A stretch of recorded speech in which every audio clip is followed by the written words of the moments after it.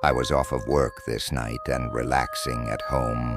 My roommate was out of town for a couple of days visiting his parents, and I was somewhat of a night owl, so I enjoyed staying up late. It was around 12, and I was sipping on a beer while watching TV when a faint sound came from above me. At first, I didn't even process it, like my body just ignored it.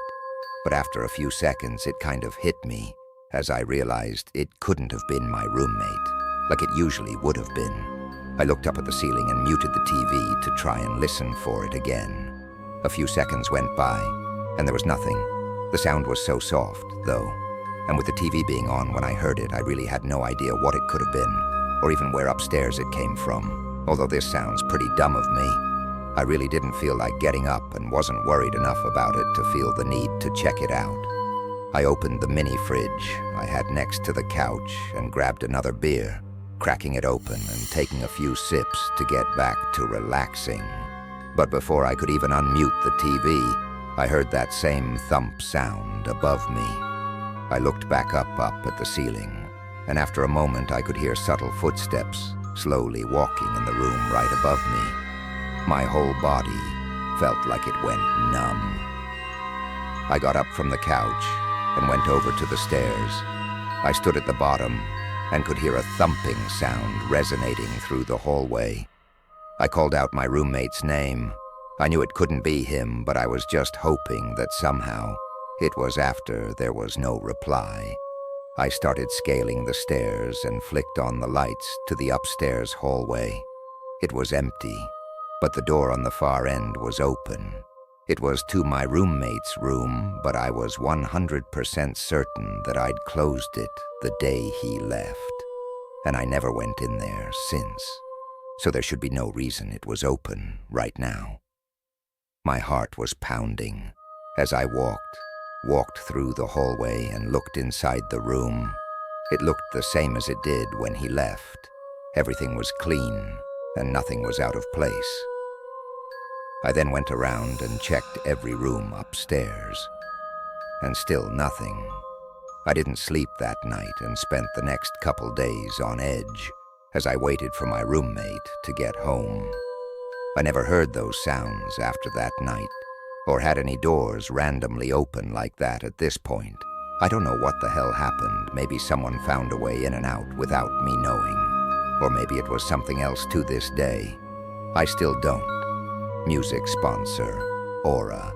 No, I'm sure you've all heard that recently there's been an enormous data breach, 2.7 billion victims, personal information, and social security numbers were stolen. This stolen personal data could allow people to gain access to your financial accounts, or even steal your identity. So now it's more important than ever to take extra measures to ensure your security. There's really no better time than now to take advantage of Aura's security service.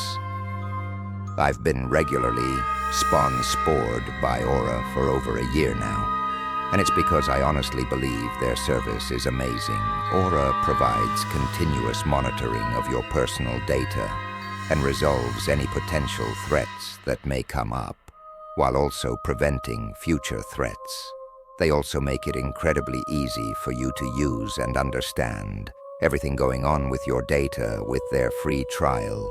You'll be able to have AA scan and remove your personal data from all over the internet, including scam centers, the dark web, data brokers, and hackers. After this, Aura will set up continuous monitoring on all of your data, ensuring any issues can be resolved rapidly by notifying you the instant something comes up.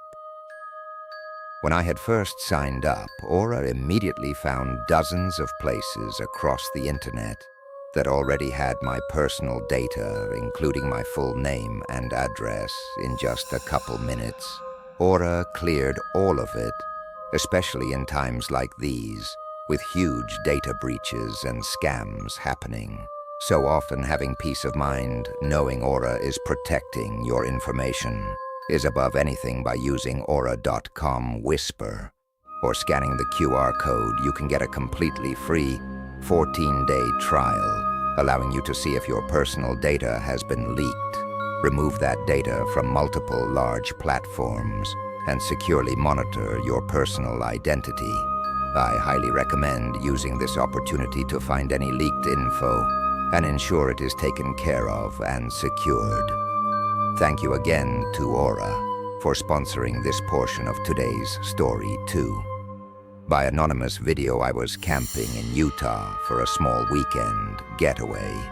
It really was nothing special. I'd hiked up to a small lake and was only going to stay overnight when I got there. It was more crowded than I was hoping for. I mean, there were two groups near the beach, so it wasn't flooding with people or anything, but it definitely wasn't quiet either. Around 5, though, both groups started packing up, and within the hour they left the area with only an hour left of sunlight, and having the beach to myself. I quickly changed into my swimsuit and jumped into the Found Lake. I was only in there for like 10 minutes, not too long at all.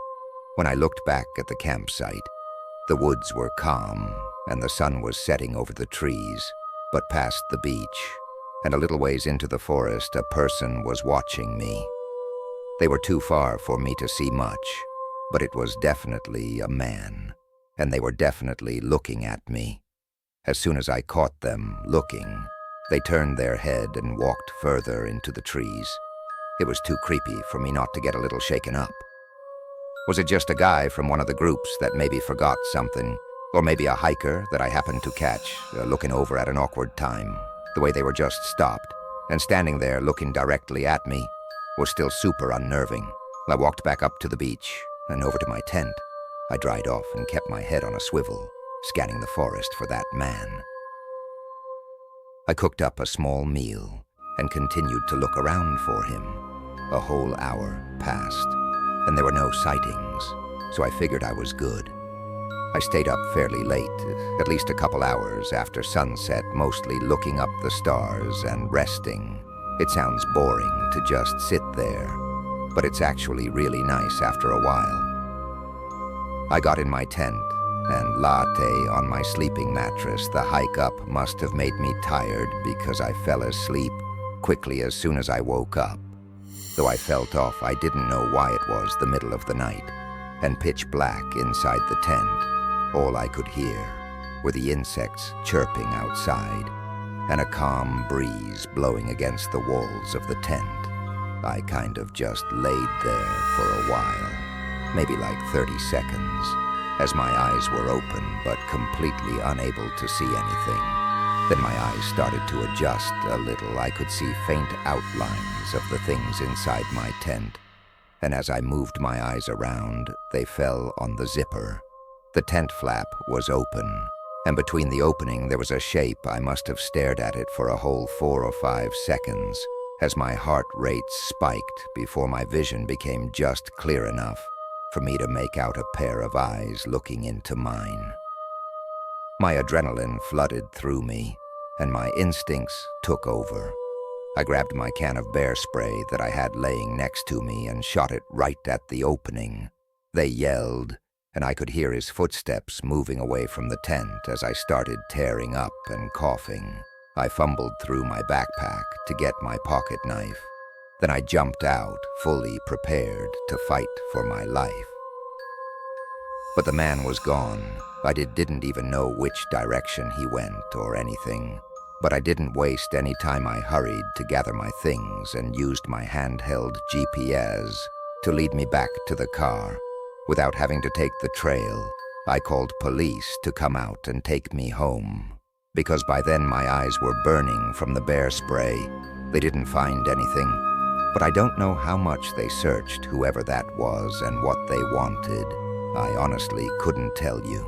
With the image of that guy staring into my tent burned into my head, I won't be out camping again for a long story 3. By BK time, I work at a gas station. I'd been there for several years, and this night was one that I assumed would be like all the rest. I came in at 8 and took over for the day worker who went home right away.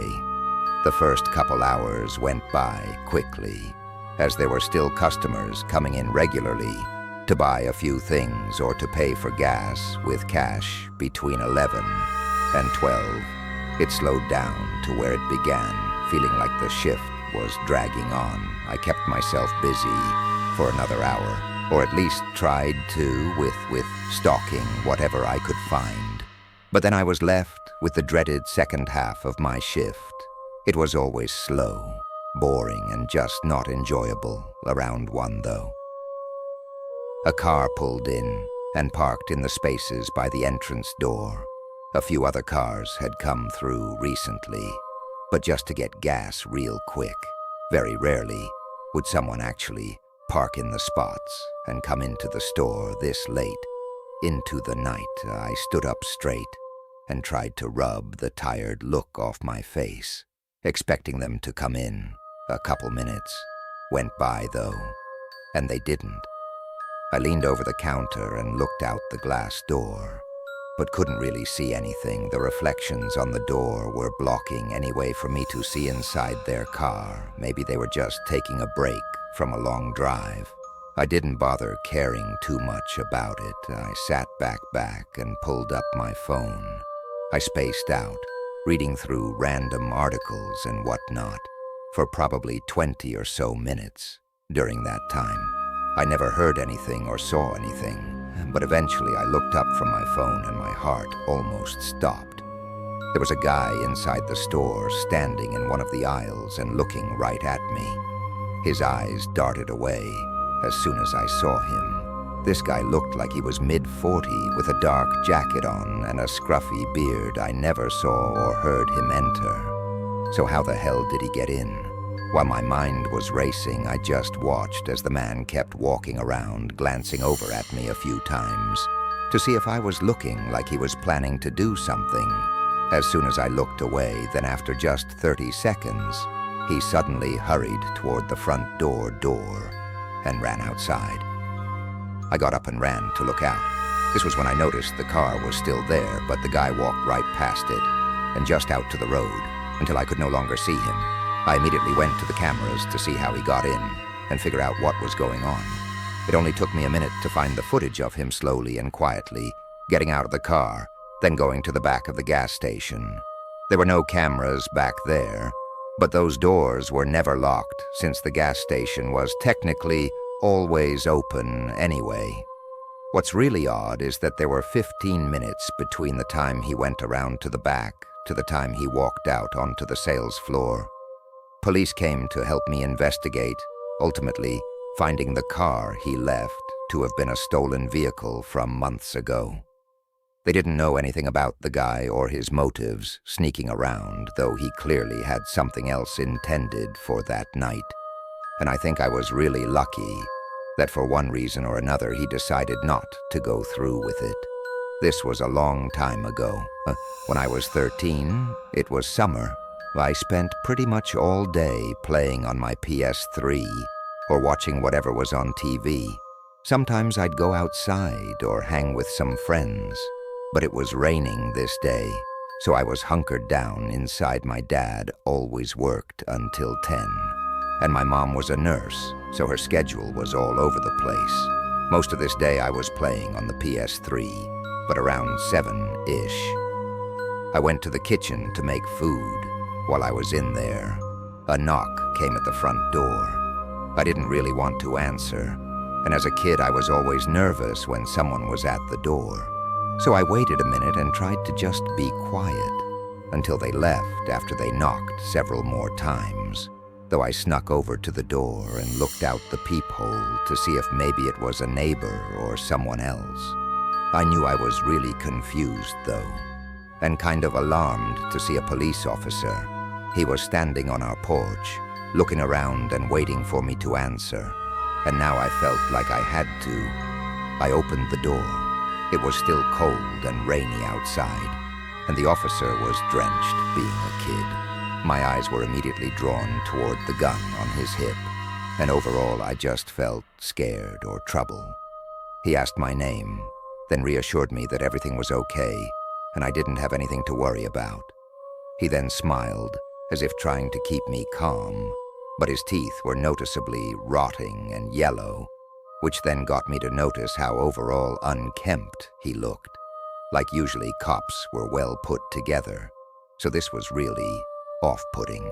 He definitely noticed my hesitation, though, because he tried to speed up the conversation, saying he needed to search the home. I was terrified and confused, but I knew something was wrong, and that's when I noticed that there was no police car by my house, especially with it raining all these red flags piled up. And just as he was starting to step forward, I slammed the door and locked it. He didn't even try to say anything else. He immediately slammed something against the door, hard enough to shake the entire door, and pushed me back a little, thinking the door would give out.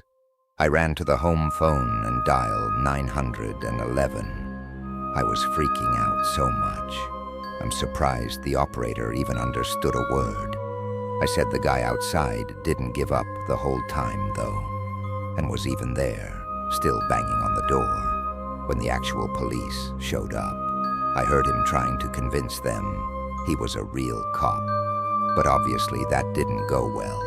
He was taken in, and initially, my parents didn't tell me much about the charges, probably for my own safety. But a few years later, they told me that during the interrogation, the man admitted to attempting to kidnap me. Had I been any more trusting, I don't know where I'd be right now. Story 5 by Leo G. My name is Leo and I work for a pizza shop in my small town. I don't do deliveries or anything, but I do mostly everything there is to do. Inside the shop, I make PP organize the stations clean and get all the closing tasks done every night before I leave. My interactions with customers is usually pretty minimal, since we have a few high school kids to take orders and everything. But they're only scheduled until 11 o'clock on, I was in. Weekdays. The shop closes at 12:30, so any orders or customers that come in after that, I have to take care of. This was a regular Monday show. Everything went smoothly for the most part, and at 11, my coworker left, so it was just me to close up. It's usually really slow. So I started the cleanup process about a half hour before closing. A call came in praying. It wasn't for a last-minute order. I picked up the phone. I said, "My generic thanks for calling. How can I help you line?" And right after I finished, there was a quiet pause. Then they hung up. I put the phone down and said a few choice words, thinking it was a prank call from a couple immature kids. I went back to the kitchen where I was cleaning, but not even 30 seconds later I heard the bell ring by the door. The timing was annoying, but I put everything back down and walked back to the front. A guy was now standing at the counter. He had a heavy coat on and a black beanie over his shaggy hair. His eyes were what really put me off, though. He had dark circles and bags like he hadn't slept in days yet. His eyes were wide open. How can I help you?" I said. Standing a couple feet from the counter, "I'd like to place an order right now." The way he said it was odd, and it very obviously told me that something was wrong with him. I said, "Okay," and asked what he wanted, but it almost seemed like he wasn't expecting me to say that. His eyes just continued to hold this disturbing stare at me as he struggled to respond. I looked away out of uncomfort, but my eyes fell on his hand. That was partially out of his jacket pocket. He was holding a knife like a typical kitchen knife. I think he was trying to hide it. I could see the handle on his hand and part of the blade was sticking out of his pocket. I felt my stomach drop and blood rush from my face, almost like I was going to faint. I looked back up, and his eyes were still staring at me, but his face was stiff and emotionless. The sound of the door opening made both of us jump, and both of us looked over. It was some other random customer walking into the shop, and I immediately seemed to realize something was wrong. They stopped in place, stumbling over a few words before the guy by the register suddenly walked past him and out the door. I used the phone to call 911 and tried to explain to the other customer what had happened. We also watched out the window as the guy got into his car and sped out of the parking lot. That was the last we saw of him. Though what I think happened was he parked outside the shop and watched in the window as he called us. Once he saw that it was me answering the phone, I guess he knew I was alone. So that's when he walked in. If not for the random customer walking inside in that moment, I don't know what would have happened. He was clearly insane and armed with a kitchen knife, so it couldn't have been good. Since then, I still haven't seen him come back, and I really hope I never do for